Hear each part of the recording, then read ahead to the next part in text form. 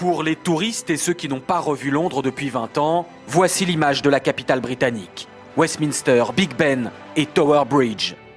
Mais le Londres d'aujourd'hui, c'est aussi cela. On se croirait à Manhattan. Voici la City, le cœur financier de la planète, avec ses tours conquérantes, et c'est loin d'être fini.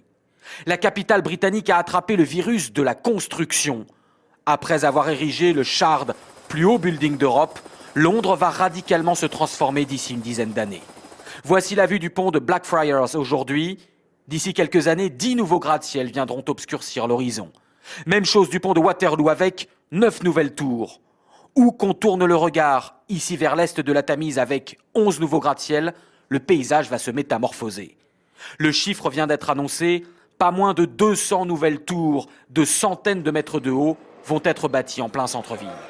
La mairie a installé cette maquette géante pour consulter les habitants et même ce visiteur architecte de métier est dubitatif.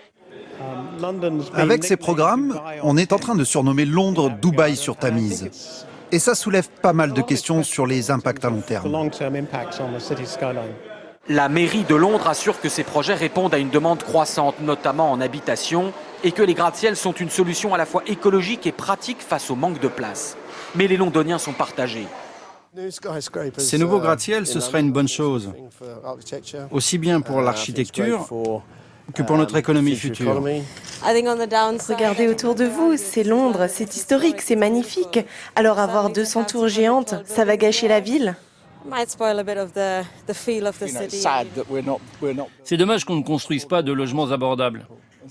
Et les gratte-ciel ne seront jamais abordables. Alors que Paris s'interroge sur les immeubles de grande hauteur, Londres a déjà tranché. 113 de ces nouveaux gratte-ciel sont d'ores et déjà en construction.